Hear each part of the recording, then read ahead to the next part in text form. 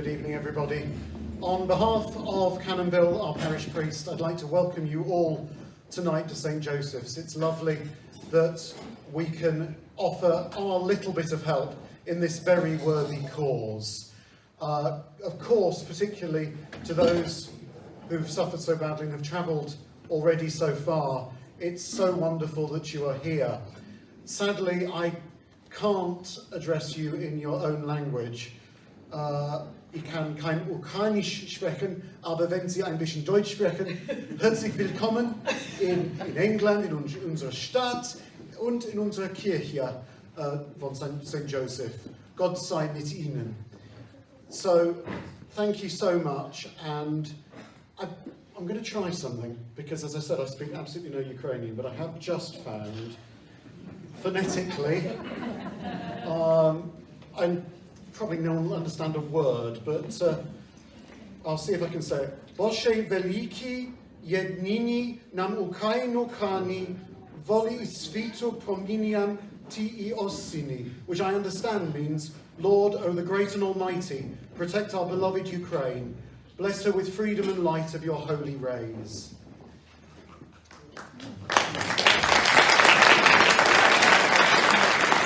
Thank you very much. God bless you all. Right, so to get started, I thought it might be nice to... I met this lovely young lady a few weeks ago, Anna, for a coffee on a Saturday. And Anna's from Poland, and I was just fascinated by what she was telling me about what was going on the ground in Poland. So I thought, to give us a bit of context to start off with, it would be nice if Anna came up and we just, she'll tell you a little bit of what she shared with me. So she's very nervous. So Hello. Yeah, I'm good at public speaking. I am a bit nervous, yes. I'm not a very good public speaker, but I try to share all the information and everything that I experience from here, but being Polish and having Ukrainians connections, because my relatives are still there. I've got family in Warsaw, and when the war started, I would say 80% of my family and my friends just started helping everyone, because there was people coming, they needed help. So friends and family opened the houses, and they had spare rooms. But again, Poland was in different situations in England, because Poland is the first country in West, and we just had to react, we just had to help. So we opened the reception centres, lots of little charities, independent people started helping. Friends of mine driving back and forward from the border to different parts of Poland, offering any help. Friends making sandwiches, friends started coordinating train stations, helps, centres at the train stations, at the bus stations, anything. So in Poland we have over 2.5 million of Ukrainians. I also started working with, volunteering with a grassroots organization called Safebo, and we've been extracting people from Ukraine, from parts that are quite dangerous as well. And we were lucky in certain cases, but there's still people over there.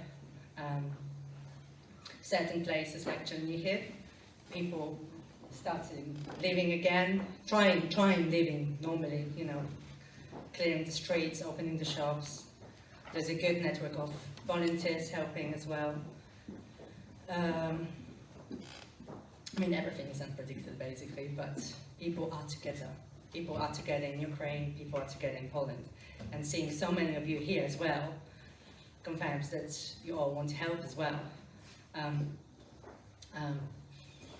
So Anna, are you getting a sense that people still at the moment want to stay close to the borders, want to stay close to their country?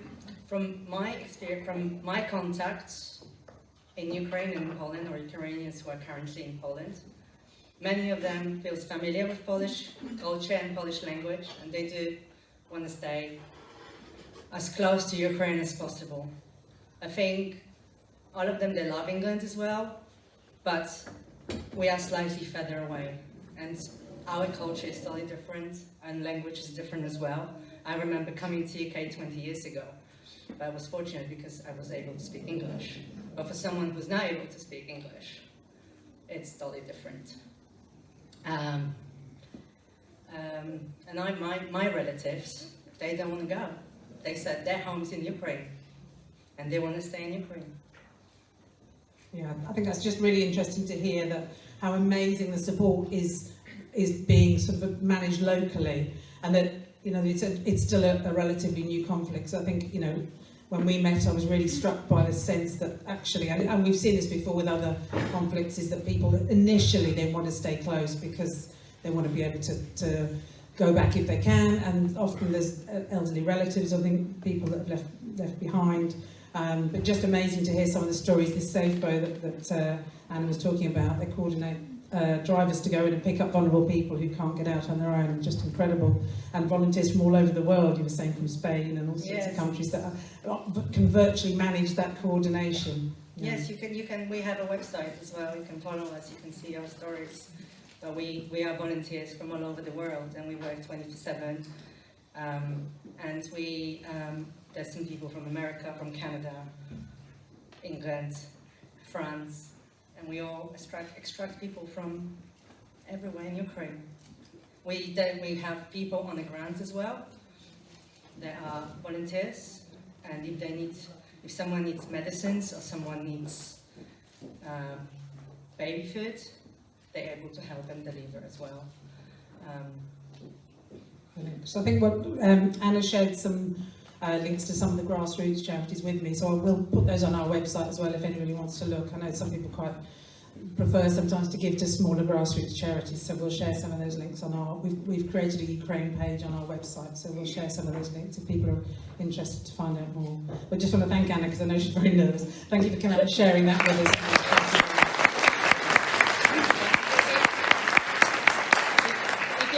Questions, I'm very happy to answer, but I won't be here for a very, very long time because I have to collect my child. That's fine. Lovely. Thank you, Anna. Thank you, Anna. So yeah, obviously, this is just amazing. Thank you, everybody. We're just blown away by how many people are here tonight to find out more. It's a moving situation, so we're going to capture what we know at this moment in time. And just trying to help guide you all through what we know, what the situation is and where you might be able to help. But to give you a little bit of background, some of you might not know the charity. So Epsom and your Refugee Network started in 2015. It was at the time when the Syrian crisis was really in the headlines. And it was a group of people who came together and just met and said, well, you know, we're miles from where it's happening, but what can we do? And that's how the charity started, and it's very much, we call it a network because it's not about a few people deciding, it's about community coming together and, you know, tapping into the resources that we have to help people who are fleeing.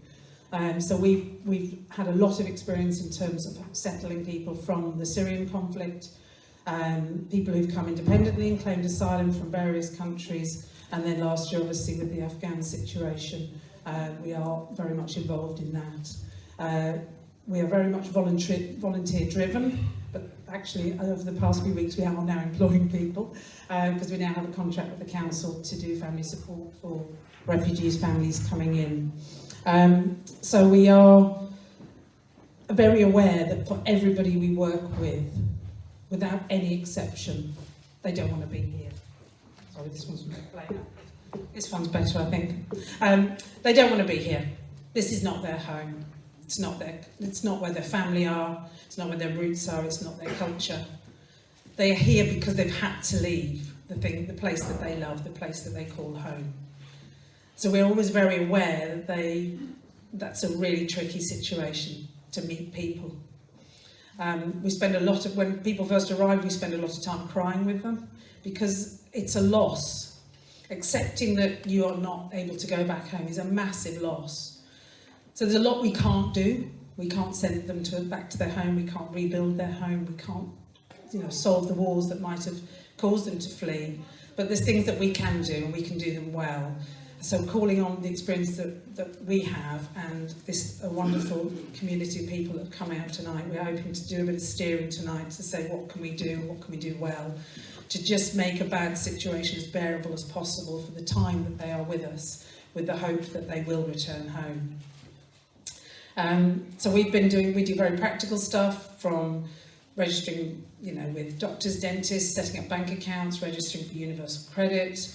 A lot of support around English language. English language is the key often to accessing independence and a life here, so we do an awful lot of that, which we'll talk about a little bit later.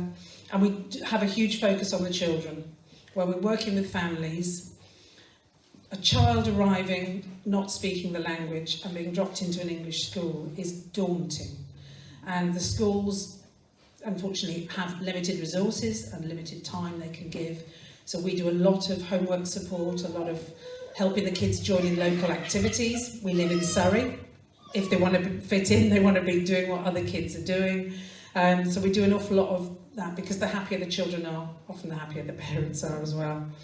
We end up in situations there's often I go, never thought I'd be here.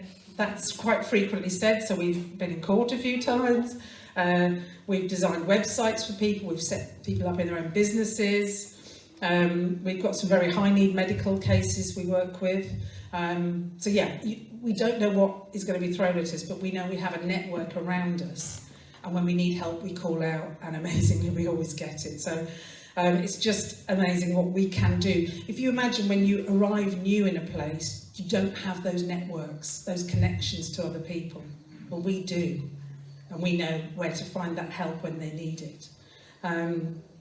So basically, we're going to do quite a bit of talking at you initially.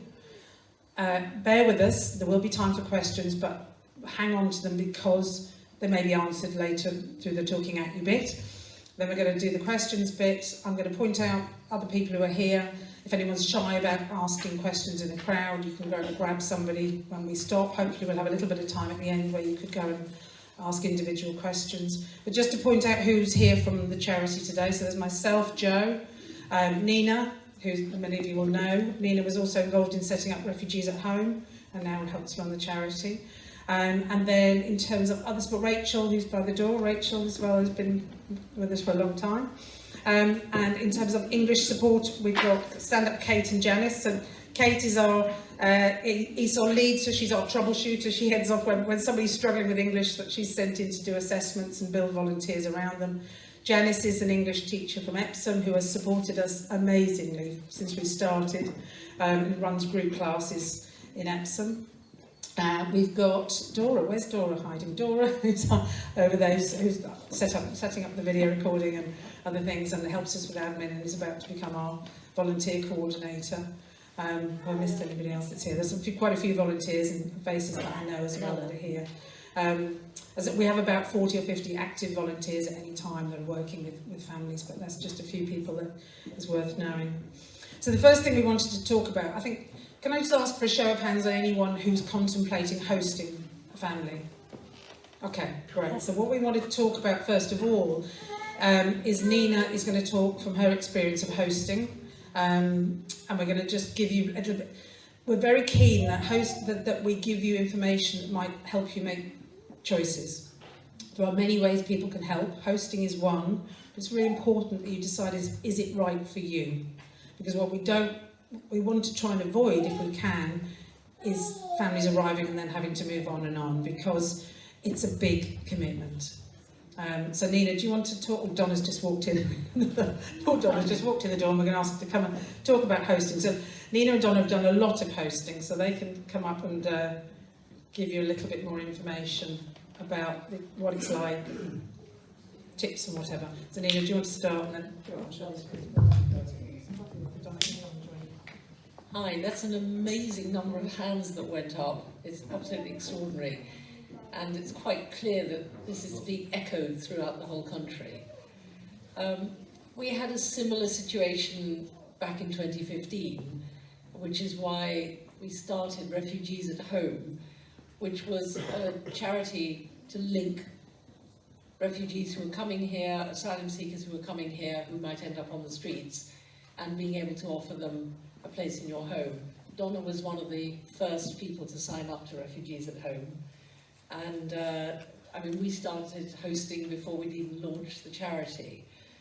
And during the last 7 years, I've hosted between 30 or 35 different refugees, sometimes a family, sometimes a couple, sometimes people on their own, many of whom have become great friends. One or two who, you know, if we didn't stay in touch, that was fine, you know, it doesn't always work. But I think the important thing is to understand that you're welcoming somebody into your house who, as Joe said, is completely displaced and doesn't understand what the culture is over here. But similarly, we don't understand what their culture is. I'll give you a nice example of this, which I didn't realise, that in the Arabic culture, if you offer somebody something, they say no until you've offered it 3 times. I had no idea. And the number of times when I said, would you like to join us for supper? And the answer was no, and I thought, okay. And the poor person was left, I had no idea. Now I know, and if they say no, I can then say to them, we don't have this culture in our country, we'll ask you once, and just say yes or no as you mean it. But there's a lot of learning that needs to happen. And it is a commitment. It's a tremendous commitment that you're taking, because you're taking somebody into your house and you want them really to be part of your life. You know, not like children doing everything, but there are some refugees and asylum seekers who want to be very independent, and you have to allow them that space. And there are others who are very needy and need you around the whole time, and you have to work out what is right for you and how much of your time you're able to give and how much of your emotion you're able to give, because you're dealing with people who are in a very traumatic and very emotional situation, and you have to be prepared for that. And it is a long-term commitment. It's not something you can do for a week. If they're coming over here from the Ukraine to be with you, and presumably, I mean, we'll talk later about applying for visas and applying to host in government websites and things. But you have to realise that they may be here minimum 6 months, maybe a year. Nobody knows how long for.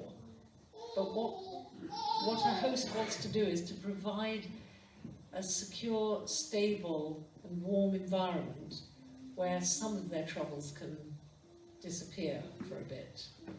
I mean, Donna, you've had a lot of experience of I've hosting. had mainly single men stay with me in a spare bedroom.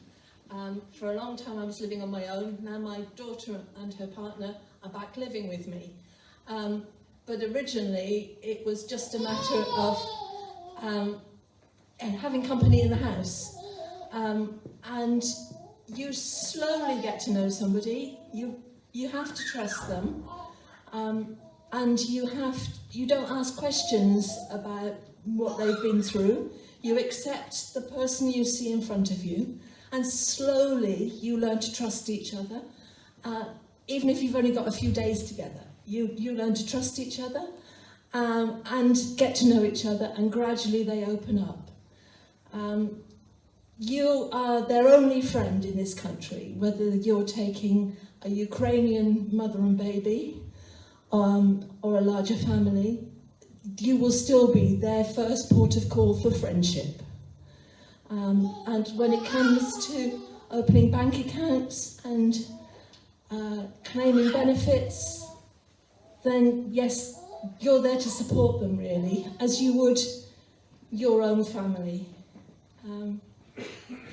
Once they've got things in place and they're allowed to work and they're allowed to form a life in this country, and then they will blossom and they will choose to fly the nest.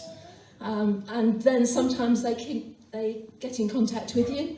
I have an open door policy for Christmas Day, and everybody that stayed with me, and I think it's probably 17 people over the last 5 years, they know they're welcome if they're on their own on Christmas Day and they're in the area. Some have moved away. I've got one in Swansea, one in Birmingham, some of the others I don't know.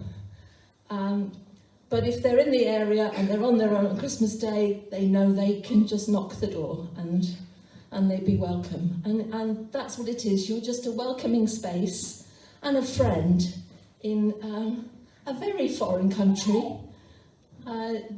Even if they speak some English, they won't have heard the way we speak English most of the time. They'll have heard the rap music or things on the television. But we're us, and so we're different. Yeah. So yes, all you can do is be as welcoming as possible, and be there to support them. And some will want more support than others. Another thing which is really helpful, and this is something we did when we first set up Refugees at Home, is to put hosts together who are hosting refugees. And this happened here in Epsom. I mean, it's how Donna and I met.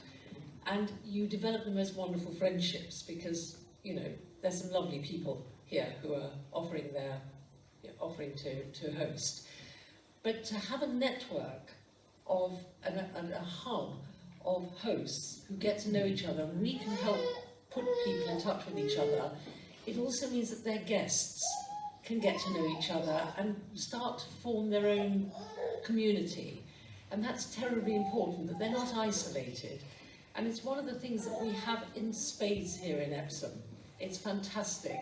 The community that's been created around our wonderful cafe, Zigzag, who will offer any refugee coffee and tea and food for free if they go, and it's always a safe space for them, and it just becomes like a haven. They then feel that they belong, and that's very important. When you first get your host family, to try and familiarise them with the area and with people. Show them where the parks are and the playgrounds and this kind of thing, and make them feel that this is all for them and it's all part of what they've come into. They need to feel part of the community. And Epsom Refugee Network can help with that. Yes, there's a big support mechanism within Epsom, within the Epsom Refugee Network and other hosts. All the hosts get to know each other. And as Nina said, Zigzag is a cafe where anybody on their own can find a cup of coffee, whether you're a host or a guest, a refugee. And so none of us are alone. So even if we want to have a little moan about who's staying with us and, oh, he doesn't tidy his bedroom and he leaves all the dishes upstairs, just like any teenage boy would, although he's supposed to be 21. And you can do that in a safe environment with other friends. And it's been great for me, and I've been well supported by the network around me. Likewise, there are other hosts, so if you find you really don't get on with your guest, you can contact members of the network or Refugees at Home or whoever you're hosting through, and they will help you move that guest on and find another host who maybe they do get on with. I had one gentleman in his mid-40s who was very chauvinistic, and I've got 2 grown-up daughters and we're a very independent, female-led household, and he didn't like that at all, so I was always brushing up against it. And in the end I said, no, we're not seeing eye to eye. And so he went to a single male who was willing to host, and I haven't heard from him since, and I don't expect. Thank you both. So, We're here for questions. yeah, both Nina and Donna will be here for questions. So we had papers arrive, lots of papers are arriving every day. Papers arrived today with some more instruction about what is going to be required of hosts. So I can share a little bit of that with you. The council are going to be responsible for checking all hosts. They are going to endeavour to do it before a family arrives, but they have said that if it's not possible, then it's possible, you can possibly be checked after you arrive. All adult members of the family will be required to have a DBS check, and if you're taking in anyone under 18, all adult members of the family that live in that house will be required to have an enhanced DBS check. Again, this is going to be a requirement that the council will need to do the checks. I mean, here it may well end up being us in our partnership with the council, but yeah, the council are responsible for that. Within the host family, they will nominate somebody as lead sponsor. So that's going to be the person that's the main communicator on behalf of the family.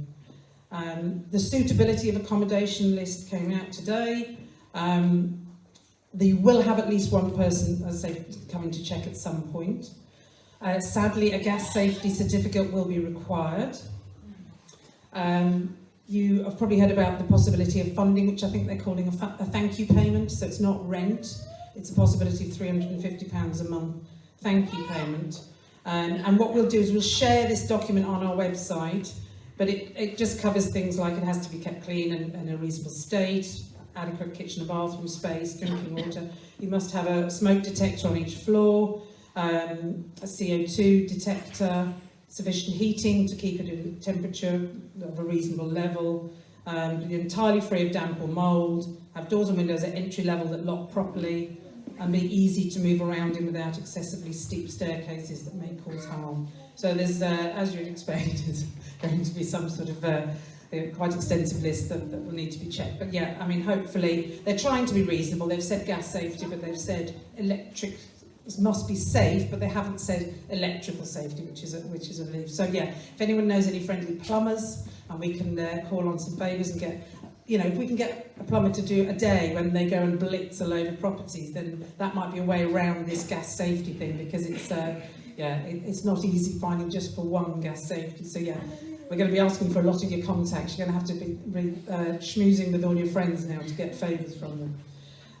So yeah, as I say, we'll put this on the website webpage. Have a look at it, and there'll be more information there. The funding that the council will get. So the funding the council will get is for each person arriving into the area, and because we're a two-tier county, so we're Surrey and Epsom and Newell. Of course, they haven't yet decided how Surrey are going to distribute it to Epsom and Newell. So in theory, the council would get a chunk of money, and from that, they are supposed to give you £200 per person when the family first arrive. That's to tide them over until the benefits kick in. It's not in place as we speak, but so if it doesn't happen, and you've already got a family, you'll get a retrospective payment, I would imagine. And again, we're waiting on finding out how that process will work, but that has been confirmed as that's what's going to be happening. So basically, then from there, we're going to talk about, you know, finding a family. The government portal for connecting people is due to go. It's gone live, obviously, if you know somebody. So currently, you can go on there, and if you know somebody, you can connect with them. But it's about the matching process is about to start happening using that portal, and you will need to be registered on that portal to get captured, for your data to get captured by the councils and by the governments. You know, the government checking systems. So we're still waiting on. It's a difficult one. We're generally saying to people, try not to find your own family, because we've already heard some horror stories, but then we're also hearing some good stories. So it's a really tricky one, but I think just be aware that there is exploitation and there is scams taking place. So just be a little bit cautious. I think what we heard from Anna is that they are being well supported outside the borders of the country. So I think there's no, you know, they're not in camps, they're not sleeping rough on the streets. The urgency is, we are thinking that this is going to be a lot longer. This is not a crisis. It is a crisis now, but it will happen over a period of time. So there is time for a lot of these things to be put into place. If you're aware of an urgent situation, we know Refugees at Home are matching. So even though you'd have to register with Refugees at Home and the government portal, if you know of a family, I think Nina, you spoke to them a few days ago, and their families are beginning to arrive. Yeah. So again, we'll put that information on our webpage, but you can contact Refugees at Home if you've been made aware of an urgent situation and you are prepared to host. I think, you know, the other key thing which Anna showed me is obviously we're not really the first country on their radar. You know, we're not in Europe anymore. They have to get a visa to come here. Yes, we want to do our bit, but you know, we may find that, as I say, we're not going to get the numbers that maybe we may have had in the past from other conflicts. I don't know. The visa application is a bit of a nightmare, and I was actually, we arrived early, so I was halfway through the webinar that Nina shared with me earlier about how to fill in the visas. We've got No, Angela, you cheated, didn't you? Did you cheat? Or you didn't fill out the visa, did you? I did it out. No. So we've got Angela here who contacted us a while ago but she actually didn't fill out the visa herself. She contacted a certain MP who did it for her. I'm not saying he's going to do it for all of you. Is Carl here? Carl? Yes. Carl, because you have a really, do you want to come and tell us anything about the visa process? Or I can do. I managed to get through half a bottle of wine. do you want to come up and just, Carl's very helpfully produced a document that's translated the questions into Ukrainian as well. So we'll put that on the web page. Yeah, how accurate is the Ukrainian? Is it Google Translate? No. Oh. I actually got that off of somebody else that I know. I wasn't expecting to be standing Oh, up. sorry. We make it up as we go along. Just stand a bit closer to the microphone. No, yesterday I managed to submit 3 applications. Right. I'm hoping to offer some support to a young 13-year-old child, his mother and his grandmother. And I'm now in a situation where we are waiting for a response on the visa applications. But it did take a long time. They want to know the ins and outs of everything. I think, interestingly on the webinar I was just listening to, they need information about you to fill out their end of the application. Is that correct? Yes, what I have done, and I've taken this upon myself, so I don't know if it's official advice or not, is I got the details and the passport information from the people in Ukraine. I don't know why I'm so nervous. Sorry, it's because I put you on the spot. I got their information sent through to me. I did my own kind of background checks, and I've got scans of their passports. And then I sat down and filled in the entire application on their behalf. Okay. Yeah, I think the webinar I was just listening to said we're not supposed to do that, but hey, needs must. We know what the rules are. No, they joined me at the But we very. don't know. They joined me at the very last stage, where you get the opportunity to review. Okay. We did a screen share together, make sure everything was correct, and put the button from there. With the half bottle of wine easing the process along, roughly how long did it take? It took probably around 4 hours in total to do 3 forms, because it's a family.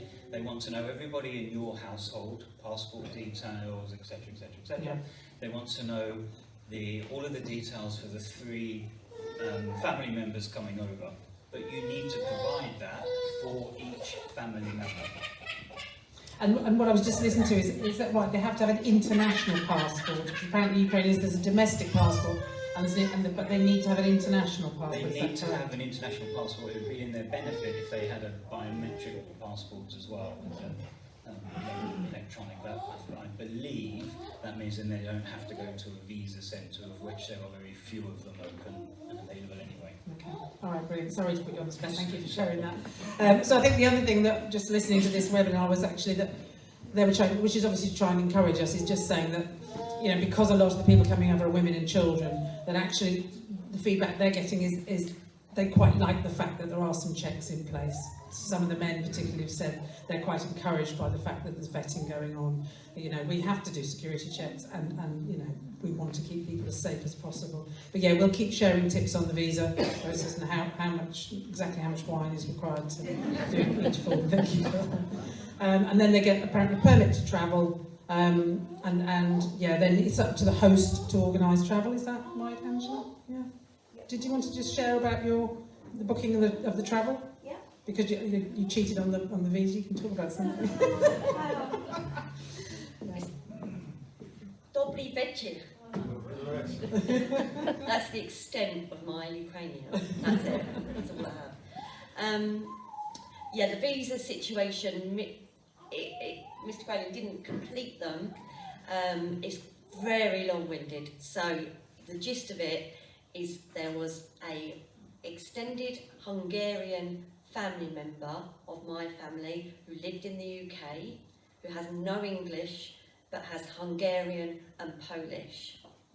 Then my family have no English, but they have Ukrainian and Polish. And then between us, and I have the English, so between us all, we filled out 5 visa applications and uploaded them. It went live on Friday the 18th. It took till the Saturday morning to complete all those visas. and upload the documents that were needed. Biometric passports were needed, my details were needed. There was a lot of WhatsApp messengers and photos going backwards and forwards between us all. Once the visas were submitted, you then get, so I registered on the government website as being interested in sponsoring a family, and I got a reference number which you will need on your email. Then when their applications go through, they get confirmation on an email with a reference number. If you get an email that says at the bottom documents are still outstanding, then your application isn't complete. You need to keep going until you get a final email that says we have your application, it's been submitted, and you get a reference number for each member of the family, which you need. Then about the Friday, the Saturday morning, the applications went through. Probably about the Tuesday or Wednesday, we got an email from UKVI, which is the visa office, to say that the applications were with the office in Sheffield. So they're just obviously being distributed to wherever the workload is. I called the UKVI helpline. At the moment, it's not particularly a helpline. She was very lovely, the lady, had no idea about anything.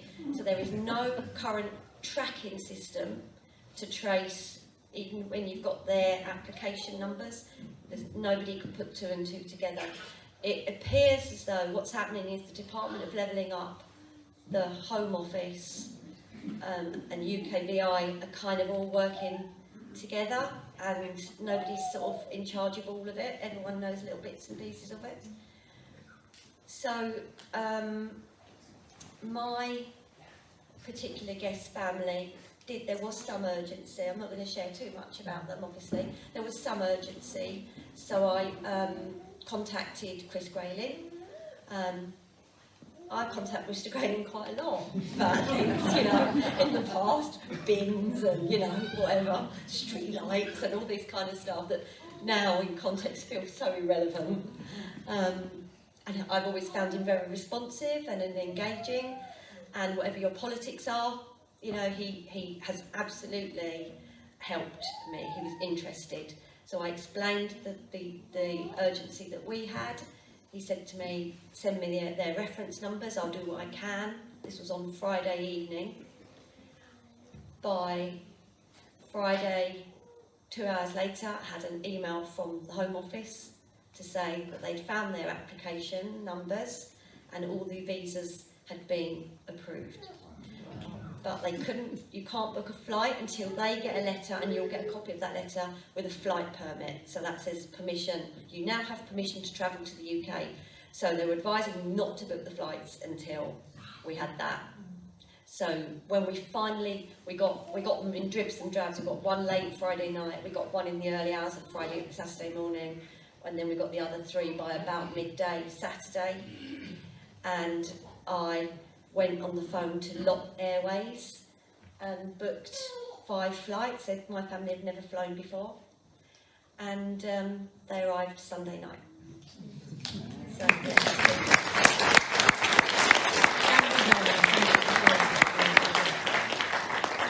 So yeah, I think everyone's finding different routes through, but thank you for sharing this anyway. So what were they going to get when they arrive here? So basically they'll get the permit to travel, which means you can then, the host at the moment, as far as we're aware, is responsible for organising and getting here. I did hear that Wizz Airlines were doing free flights. I don't know if that, did you check? Only to Luton and Stansted. Only to Luton and Stansted, yeah. Limited availability. Okay, all right, so yeah, how they get here seems to be at the moment down to the host. When they get here, they will get a visit visa initially, and then eventually they will get a biometric residency permit, which gives them 3 years leave to remain. The biometric residency permit may take a while, but it's very important because without that it's quite difficult to access other things. That allows them to claim anything that a British citizen would have. So they can claim universal credit, they get access to hospitals, dentists, schools, everything that they would have as a British citizen. Schools, the children can go to school.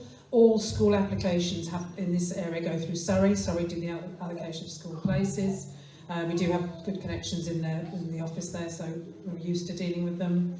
And as I mentioned, the £200 that they're supposed to get initially is meant to tide them over, because universal credit normally takes 6 to 7 weeks before it starts coming through. The sponsors, I'm not quite sure, we're not quite sure at what point the sponsors can start claiming their thank you money. I said that will all become clear hopefully at some point. But yeah, we've always been involved in supporting guests in this area that have been hosted. We've always done what we can, so we are going to, I'll come to in a minute what our plans are in terms of cranking up our volunteers to help hosts with all of these processes, so you're not left to do everything on your own. So volunteering with us I'll talk about, there's lots of different things you can do with us, but what we've sort of got our heads around what we think this particular group of people the hosts are going to need and the people arriving are going to need. And it will change, I'm sure it will change, and we'll have bright ideas along the way. But so tonight what we really want to do is direct you in, what you might be able to do practically, so we can start the ball rolling. Normally, the process is, somebody emails and says they'd like to volunteer. Oh, that's lovely. I'll phone Nina says, I'll have a coffee with them. Isn't that lovely? But there's quite a lot of you in here. Nina's going to never sleep if she has a coffee with every single one of you. So the plan is we're going to try and get you in groups to do safeguarding training, to do briefing on your roles and things like that. So that's the plan. So we'll see how it goes. The key things are going to be, first of all, welcome support. So that's going to be helping hosts. The hosts are going to be told it's their main responsibility, but not all hosts have the time. I mean, some hosts might work, some hosts might not know because they haven't done it, some of these things. So we're hoping to train some volunteers that can step in and be there for that initial few weeks, few months maybe, just to help people navigate their way around systems, how they access different things. So that we're going to call that welcome support. So that's one type of volunteering that people could do. Then very key, as I said, to this is English support to teach people English. And we've got Janice and Kate here tonight. Do you want to just come and talk a bit about what sort of people you need to teach English and what's going on locally?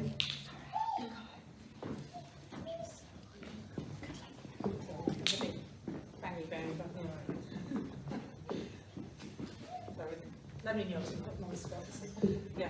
So Kate, what sort of, obviously if they've got qualifications, yeah? Yes. Yeah. Yes. But what sort of people would you think are suitable? Yeah. So ideally, anybody who has a CELTA qualification or a TEFL qualification, or has experience perhaps in leading conversation groups, those are the kind of people that we would be really interested in. For teaching adults, obviously if anybody has experience in teaching children, that will be quite a need as well. At the moment, we are providing English tuition in groups, and one-to-one tuition as well. Every person that we work with is an individual, so their needs and their aspirations are all totally different. So it's really important, I think, I'm sure Janice will agree with me, that we build up a rapport with everybody that we're working with, and that we can set them on their way to kind of make the most of their time while they're here. So breaking down the language barrier is just so important. So I think anybody who has any language skills, any teaching skills and wants to be involved would be very welcome. Anything to add, Janice? Yes, well, in my little school, until COVID, which killed the school, we were able to put those refugees who came in with mainly au pairs and a few business people. And so they just joined ordinary classes and felt like ordinary people, which was an ordinarily superlatively good thing for them, Since COVID in the school obviously had to close, we're just opening up again. So really, if you know of local people who want to learn English, then, they can join in, because if you've got a group, everybody learns from everybody else's mistakes. And it's really, we teachers are a dead loss because we know it all. You know, we even know where to put the apostrophes, which probably half of you don't know. Yeah, so it's much more fun. That's the basis of it all. But we do, when they first come, do a little interview. What are their aspirations? You know, not that they want to be a rocket scientist, but do they want to be a plumber? Do they want to go back to, or even start off at university? Because that would help us channel the sort of English we're teaching them. A lot of the people who come are not basic beginners, they're intermediate. They're jolly good, and it's usually getting them down to writing. The other side of it, of course, is where you do come in if you are a host family. We set homework, which is really very horrible of us, but it's the only way they're going to learn, is repetition. You know, so, and I always say it would be very nice if they could put post-its around the house. You know, I've had so many foreigners, not necessarily refugees, getting chicken and kitchen muddled up. So if you're going to go in the chicken, can you see that? So if they can have those post-its up around the house, that's really helpful. If they can have just a concentrated 10 or 15 minutes conversation about the language they learnt in class. And please encourage them to ask questions, not to think, oh, I'm so thick-headed, I'll never understand phrasal verbs or something. Just say, no, tell the teacher. She's the one who's meant to help you learn it, understand it, you know. So do encourage them to be open. I think it would be all right with the Ukrainians. It's probably some of the Iraqis and the Japanese would never say anything that made the teacher less than godlike.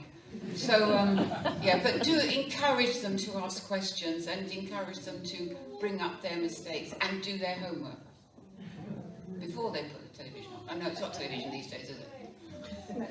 Netflix, yeah, before the Netflix goes on. Yeah, brilliant. Thank you very, very much. Thank you. Is that it? Yeah, and thanks. Yeah, and there is a page on our website again with all the local English groups that meet. There's ones in I think there's one every day of the week. Some days there's 2 or 3 in the area, so from Stoneleigh right the way through to Bookham. We've got classes happening. Some Kate and Janet are leading, and some are led by others as well. So lots of activity if you've got guests that want to learn English. So that's the second volunteering opportunity. The next one is around children. So we're really looking for retired teachers or teachers who have some spare time who can help the children. As I said, it's very difficult within the schools to give an awful... When you've got a class of 30-something children and you've got one that doesn't speak English and is sitting there not understanding most of what's going on, what we can do out of school is really, really important. I'm going to call Catherine up. Where's Catherine? She probably didn't know I was going to put her on the spot. Come on, Catherine.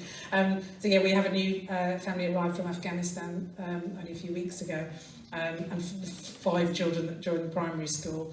We've been told they all need to read 20 minutes a day for 7 days a week. And of course, the children learn quicker than the parents, so the parents can't support the homework. So that's why it's really important. So Catherine started, what, 2.5 years ago, didn't Something you? like that. Yeah, Yes, 2 teaching years. one of the Syrian children that arrived. So do you just want to tell us a bit about what you did and yeah.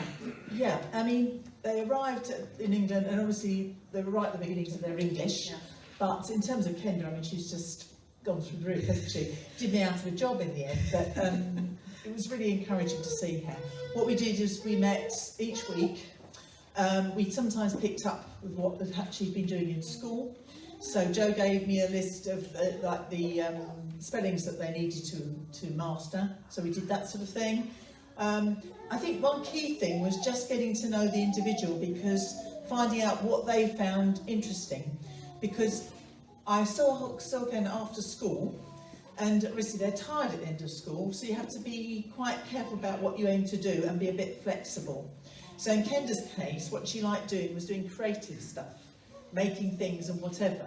So usually at the end of the session, we had something that we made or did, which was fine because we could use a lot of English doing it. It's amazing how much you can learn through that, just, you know, folding and doing and colouring and all sorts of things like that.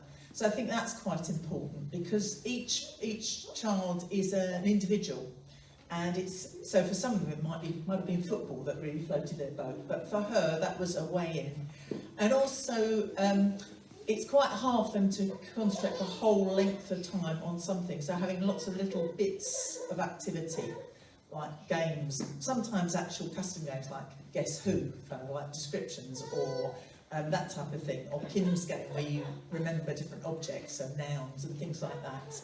But also just having different ways of practicing things, so it's a bit varied. Like lockdown was a bit of a challenge, but there are things, the reading apps and things like that, we're able to adapt. It is better in person, it feels more, I don't know, it's just more rewarding, I think. Yes. Thank you, Catherine. Yeah, and as Catherine says, the girl she was teaching is a bit of a gold star standard now. She's aiming to be top head of her class, and she's pretty close at the moment after 2.5 years, which is amazing. Yeah, definitely. Thank you, Catherine. Thank you. So really want obviously people to help out with those homework support. We are doing a lot of looking at what we can do to support schools as well. So I went to one of the secondary schools last week, and they've started an English group within the school for half an hour every morning. All the non-English speaking kids have come together, and it's just wonderful to watch, because you've got all these isolated children who are suddenly looking out for each other and supporting each other. So we're on the side doing a little sort of bit of research into how we can better support schools. So we will be hopefully in the future talking about taking that sort of concept into other secondary schools and helping them create those lunchtime clubs or whatever to get to the children where they are and try and help them move forward. And as I said, we are really keen to encourage activities out of school. So if you know people who run brownies, clubs, scouts, ballet, anything, let's start talking to them. Can they offer some free places if children come to the area? We really want to see these children making friends, settling well. And we don't know how long they're going to be here, but let's at least send them back with some learning and a good experience. We're also talking about doing some trips as well, doing some activities for the families, which we'll talk about in a minute.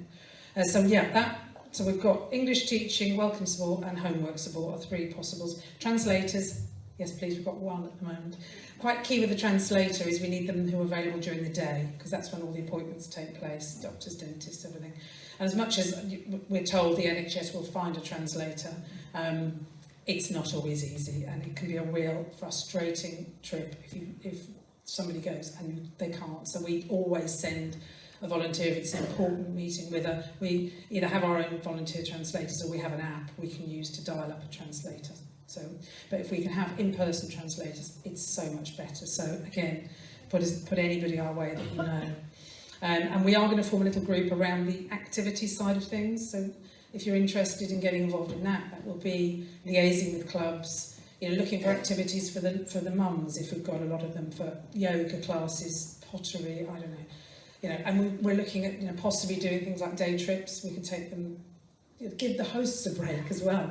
If you've got somebody in your home, and it's not always going to be easy, knowing that there's others that are also hands-on and doing things with them, I think would be really, really useful for the hosts. The school places locally are limited for certain age groups. So at the moment we are homeschooling 2 12-year-old girls because we just can't get them into school. We're waiting for the Surrey homeschooling team to come and assess us. Hopefully their school places will come up before that happens. The work group, we're also, obviously people are going to be on universal credit and they will be treated like anybody in the UK. They will be expected to look for work. So we have always found, we try and have a good relationship with the job centre, and usually if you find a good work coach, then you can explain to them, actually, to access work, this person needs English. And if you can prove that they're attending college and they're attending various classes, the job centre staff can be a little bit more sympathetic and not so pushy. So I think it's, again, we know the job centre manager, so it'll be just working with them, because at the moment they're asking people to go in every week. And it can be quite a demoralising experience, every week being sat down and asked why you're not working. So we're trying to keep a good relationship there, and trying to say you give them a bit of space to learn the language so they can get into work. But we are forming a work group. We work with the job club locally, and we're going to be looking in the future for people who might get involved in helping people access work on a voluntary basis. So we'll put a shout out for that when we're ready. We're very connected locally for food bank furniture, Epsom or food bank for furniture, Sisters Advice, we've got all those sort of connections. We're also, myself, and I don't know if anybody else is here from there. So we are, in Ashton, we did a community sponsorship. So we sponsored a Syrian family ourselves to come here.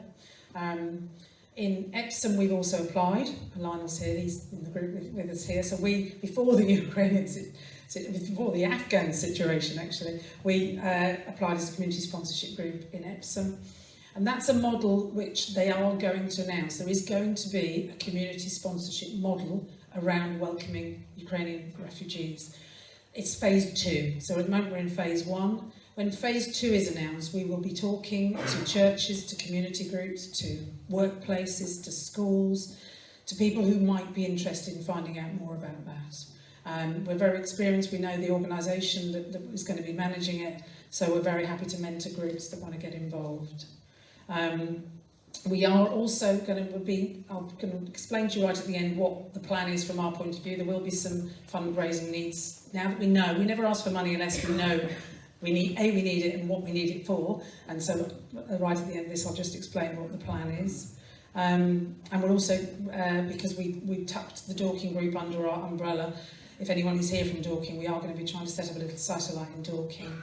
We are the most robust group in this area. I had a call today from Camberley, and there isn't a refugee charity there, so we're going to try and what we do the best we can to support satellite groups as well, to make sure that it's not just all happening in this area, that we're supporting others the best we can.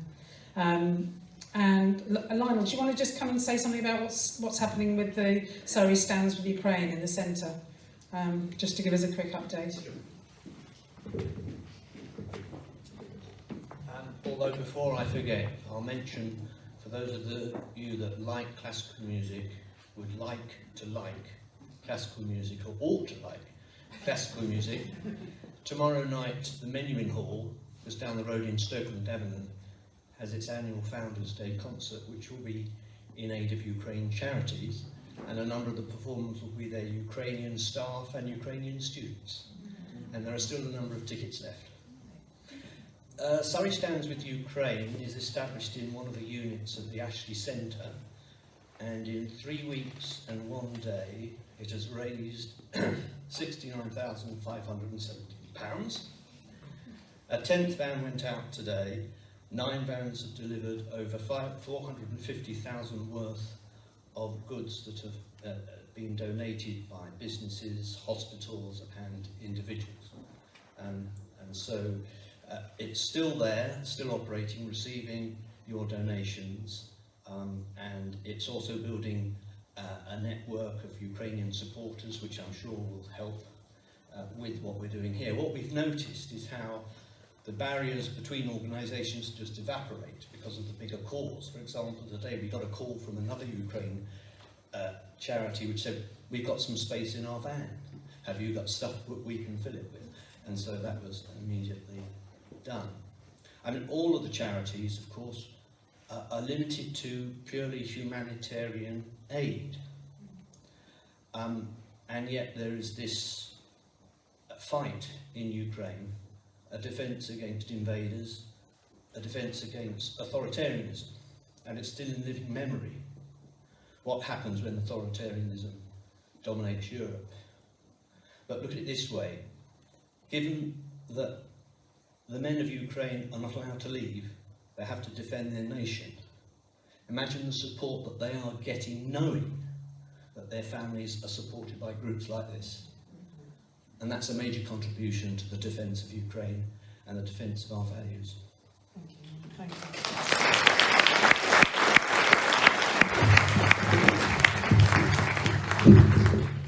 It's a bit of a clunky old microphone. So just very quickly, I'm just going to, because I've waffled on for ages, just to sort of hone it down into this is what our plan is.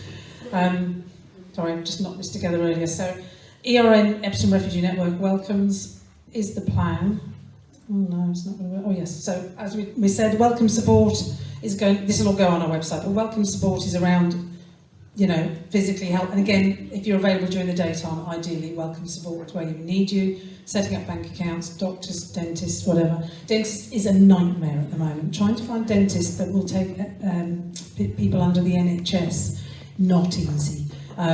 But we've got volunteers that have been calling around recently, so we've got a fairly up-to-date picture of who we might be able to be really nice to and get some space. Host support, so as well as everything else we've said, as Nina said, we're going to look at ourselves as a hub. We're even considering maybe doing host mapping, where we can actually put you all on a map if you're happy for that to happen, and then we can see who's close to each other, and then we can hook you up. You can support each other, and we, as well as Nina and Donna, we have other hosts that we know that are very happy to buddy up with people and just give you some advice, or just have a coffee and give you a safe space to offload when you need to, because you will need that. You will need a time when you just need to have a little moan about something small that's irritated you or whatever it might be. And we will do whatever we can to give those hosts a break with some of the activities we've talked about. Educational support, as I said, lots of things there. So if you've got some teaching experience and you've got some time, we'd love to hear from you. Really, really rewarding, as Catherine said. It's a lovely thing to get involved with. Support for the adults, so language activities, walks and outdoor activities. We live in a beautiful area. Let's see if we can set up some groups doing those sorts of things. I've put in there possibly short breaks. I don't know. Who knows how long this is going to go on for? But wouldn't it be lovely if we could create opportunities to go to the seaside and for a few days and things like that. So that's where we need the volunteers. So there's 5 volunteer opportunities there. We're trying to be very specific about what we need at the moment. So you can go on the website and you can click on the Ukrainian page and you can click on volunteer, and then it'll give you the drop-down menu where you can choose. From that, we will then get you together in groups to do briefings and training from there. And we will be, once we get it up and ready, we'll be doing some fundraising around the sort of financing of this. We are, as I say, largely volunteers. There's only a couple of people that we live on coffee. That's our main overhead is coffee at Zigzag. We don't have premises, we don't have, So we are very nimble at working on very little, but there are elements of this that we think, we will need some finance for. I'd just like to open it out to the floor now to see if anyone's got any questions, and we will try and answer. At the back, yeah? Accommodation and host. What if someone can offer accommodation but can't be a host because they don't actually live there? They live somewhere else a few miles? So you can offer a property. Yeah, you don't have to be in the property. You can offer a property, a self-contained property. I'm not quite sure. So basically, if somebody arrived here and has an entitlement to benefits, they can claim housing benefit. So you don't have to be in situ, but you will have, as a lead sponsor, which is what you would be, you have a responsibility to handhold them. So either you would be responsible, you might find others around you that can help, but you would be what they call a lead sponsor for the family that would be in that property. Lady in the pink, yeah. How do we find a Ukrainian family to host if we don't know them? So this is where the linking system hasn't yet got to that point. So the portal the government have created at the moment, you can put your details in as a host, and we were told it'd be last Friday, we were told hopefully it'll be by the end of this week, they will start some linking. I don't know how it's going to happen, but that is the plan. They want to do matching using that portal.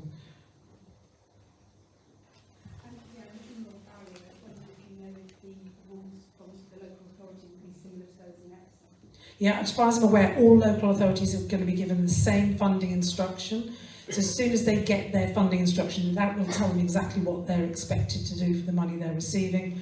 We're in touch with Mill Valley as well. Alison Wilkes, who's head of housing, is very supportive around refugees. We're talking to her because we're just trying to not do this individually. We're trying to share and do it across a broader area. So yeah, Mill Valley would be the same. The young lady there.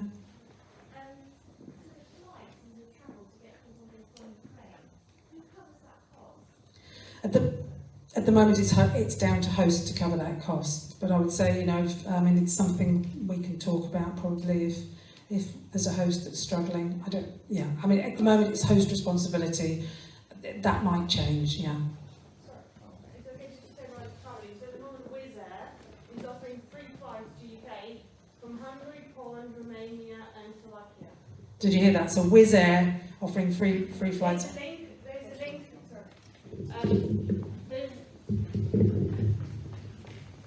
sorry, hello, my name is Natalia, I'm Ukrainian. I've lived here for 17 years and for the last 6 years I lived in Epsom. I already filled an application for 17 people successfully, meaning they're already about 8 people been granted yesterday and the rest are still waiting, but hopefully they're on their last stage.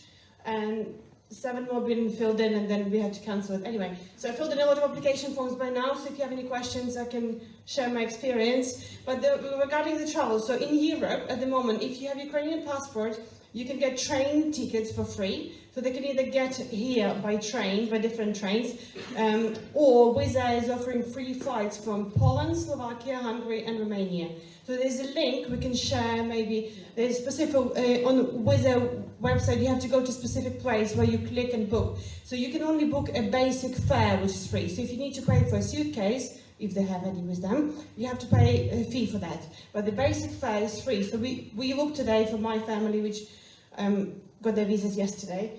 And yeah, it is true, it is free, so we only had to pay for a suitcase, but timing of the flight was leaving at 11 o'clock in the evening on Saturday and arriving here like 1 in the morning, and I have small baby, so I physically cannot take my baby middle of the night with me, so we have to rebook. But yeah, so it is possible, and also once they get here, they can get a free train ticket as well. You've probably all seen on the news. They just need to show their passport and go to ticket office. Another thing we've found, I have an amazing husband who's been helping me all the way, he's British, but yeah, he's been helping me. He found this place on Home Office website where you can pay, £2.74 in pounds, and you can email them and they will send you an update on your application, but it's £2.74 per case. So we had to fill in 2 emails and pay £274 for 2 people because some of my family got their visas last week, and my niece, for example, I have 2 nephews and a niece, didn't have their applications through. So we're like, why is the 1 child out of 3 doesn't have a visa approved yet? We were like, has the lost application? What's happened? So we found this link where you can email, and within an hour we got a reply. And they're saying the application is there, we've got all the documents, it just hasn't been processed, it's still in the queue, which is helpful because we worried, have they lost it? Do we need to submit again? What's happened to the application? So there is chance to track it, and if you have any more questions on the same application, you won't have to pay again. It's like a link until it's resolved. You just pay once, £2.74. That's all. So you can share the link with you later. £2.74. Thank you. I didn't want to ask. I was feeling a bit silly. £2. £2.74. Lovely. And if you can share those links with us, we can pop all that on the website. Lovely. Okay. Also regarding the applications, the application form can be filled in Ukrainian and in English. So if your host, your people you sponsor prefer to fill in the forms, they can do it in Ukrainian, but they need a lot of information from you. And I know I filled in already 9 applications with the sponsors, with different people. I've just matched people, and some people are scared to share their passport copy, or unfortunately it's required on the website, so please do not be scared. It needs to be, it's asked you when you submit your documents, when you fill in the application form, please remember it has to be each individual form for each person. A lot of people get confused. If you have even 1 day old child, they need a separate application form. Even though when you fill an application form for a mom, it's asking, are you traveling with anyone else? And my sister-in-law had to put in 3 kids. But she thought, okay, I've done it. I'll put my kids in my application form. No. You have to fill in application for each person. Please remember that, because people get confused. And then if you just apply with mom, she'll get the visa and kids can come. And then you have to apply again and wait again. So that's very important, and also important to write in each application who they're traveling with. Their group, so it's asking who else is traveling in the group. And unfortunately, you have to fill in like everybody in the family who's traveling and their passport details and everything else. Unfortunately, it just required, it's needed to be done. I'm going to be volunteering for translation. Thank you very much for telling us. Nothing like having someone who knows the answer. That's brilliant. Thank you. There you go. Anybody else with questions? Can we get the police checks done now, in anticipation? Well, that's what I will be chasing the council tomorrow to find out who's because because we have a contract with the council to do family support, then they will be asking us to do that. If they are going to do it, then we have we can get them done quite quickly. So yeah, DBS checks we will start. Now that document has just come out, so now we know some of those things we can start working on, ticking the boxes in anticipation. Absolutely, yeah. Is there a video or recording of this discussion you've had? What, tonight? Yeah. Yes. I think it's there. Hopefully it'll be a very flattering one, is it, Dora? Yeah, we're going to load that up on our website. Yeah, for anyone that wasn't able to attend can check on that. Sorry, that was just talking about the recording, for the recording. Thank you. The English tuition, is it only during the day or also in the evening? So the group classes happen during the day, but one-to-one tuition can happen out of hours, yeah, definitely. If you're going, some of our the people we support go to college during the day, so they're quite happy to do sort of 6 or 7 in the evening. So yeah, if your availability is only in the evening, then or weekends, then let us know. Yeah, the colleges, there is ESOL at college, but sadly there is no full-time ESOL, so 4 to 6 hours is the best you're going to get, which is why we have to do so much supplementing of that, because it's just not quick enough to get people where they need to be. If you want to do something like a conversation class for adults, are you going to need a DBS check? Oh, conversation club for adults.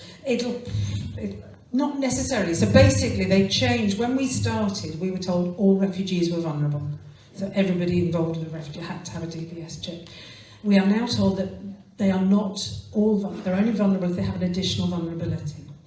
So yes, the government are asking hosts to be DBS checked. So if you're doing a conversation club in a public space, if it's in this hall, you don't need a DBS because it's a public space and it's a group activity. And you are, so you wouldn't be required to, unless the venue might ask you to. So it's generally not necessary. If you wanted to do it at home in a big group, you'd need one. If it was in your home, yeah, you'd need a DBS check, yeah. Yes.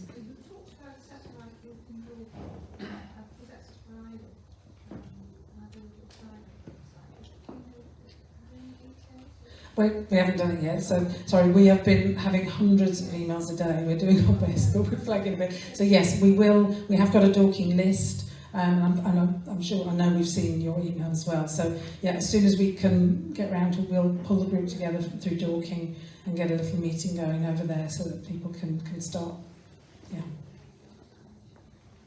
So 2 questions, one on whoever. Joe, could you go back to the business of finding a suitable guest? If one has already filled in the government on the government website, and that website refers you to Reset and also to Refugees at Home, and if you've linked in with them, is there anything else that you should be doing at the moment, or do you just sit and hope with your fingers crossed that somebody eventually will do the matching up for you, or is there any other activity you should be trying to follow up with? So basically the Reset have designed the system, and at the moment it's not matching, but that's the plan, is that it's going to start matching soon. So unless you know of an urgent situation, if you know of an urgent situation of a family, then by all means, Refugees at Home we know can do something now. Reset, as soon as that goes live for matching, you should start getting some communication from them. That's what we're told is the plan, yeah? Smashing, thank you. Sorry, lady behind you.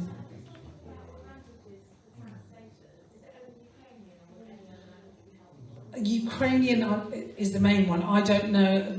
I think most of them understand Russian. Is that right? Yeah? Everybody from the east of Ukraine would speak Russian, yeah?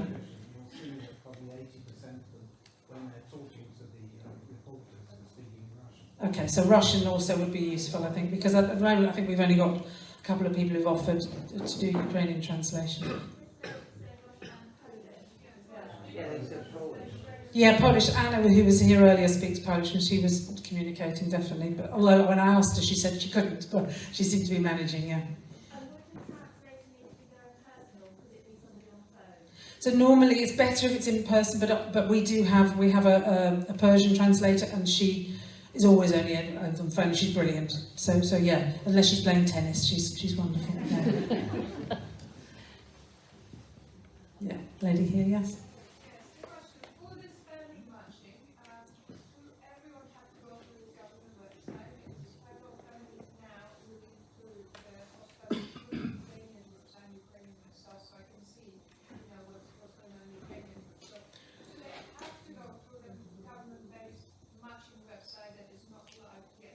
We are told they will all have to be registered on that matching portal, yes, but I think, have you registered? Yeah, and your family's registered on the portal or not? No, But okay. I think refugees at home. Refugees at home, so if you know of a family, Yes. then refugees at home, it just means that you'll go through the refugees at home process and then later you'll have to do the council checks, that's all, but yeah.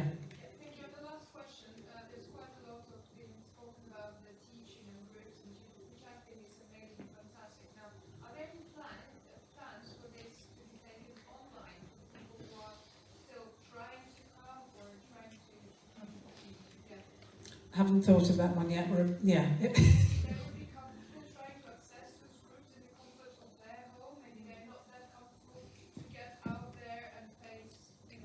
There are some English language lessons going on. I think if you try the Refugee Council website, there's quite a lot on there. We are just enjoying not being online anymore, which is why I think we started up all the group classes again, because we're just coming out of that. So Refugee Council is a really good resource. Yeah. Yeah. If the worst came to the worst and your placement broke down, what would happen? Do you know? So there are two things that could happen. We could find another host for the family. I think, and we have to be very honest here about the reality, is that family has a right to go and claim housing.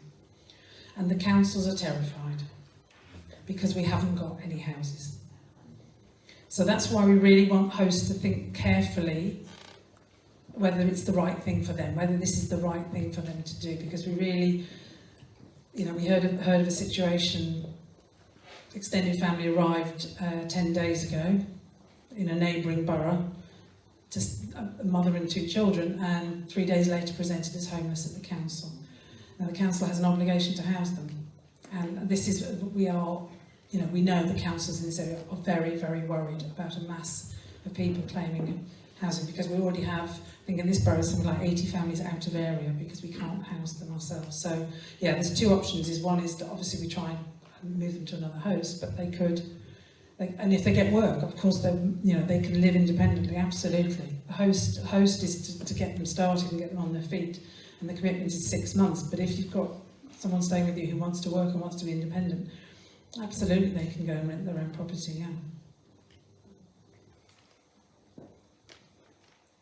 Anybody else?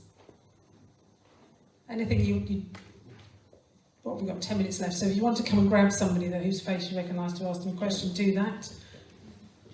Oh, there's one last thing we can do. We're just because we've got a mass of people in the room, we thought we'd embarrass her, Janice. So, Janice has been supporting us right the way through. As we said, she used to run an English class in our home, and she would always take any refugee, no charge. Absolutely brilliant. Lockdown came, and after a month, we had all the people going backwards because they're in their house just speaking their native language. And I phoned Janice, and I said, "What are you doing, Janice?" She said, "I'm sitting on my bottom getting fat. What are you doing?" And I said, "There's a few people on classes. What do you think?" And she said, "Send me the list."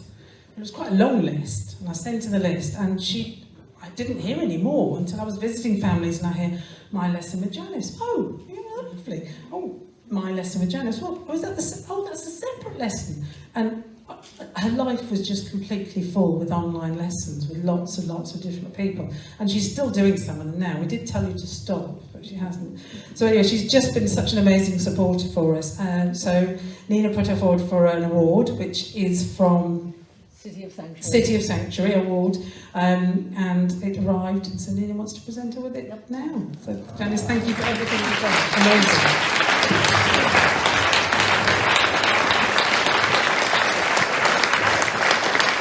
Janice, this is the most deserved award ever. The City of Sanctuary is an organisation that started in Sheffield nearly 20 years ago, when a group of people got together and wanted to make Sheffield a city of sanctuary for people fleeing from trauma and from war.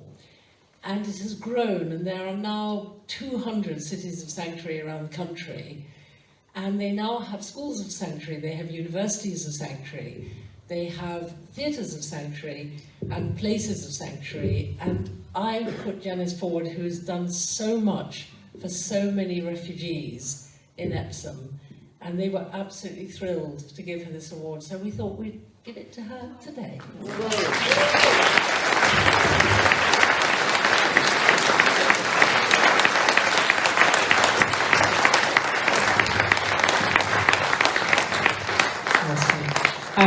So yeah, enough from me.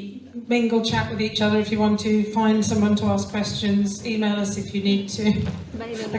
Mailing list. If anyone's not on the email list, we really try not to drive you mad with emails, but we are trying to keep you updated. And if you're not on the email list, you won't get the information. So yeah, either email us or grab Dora. Dora can add you to the minutes. But thank you everyone for coming along. Thank you very much.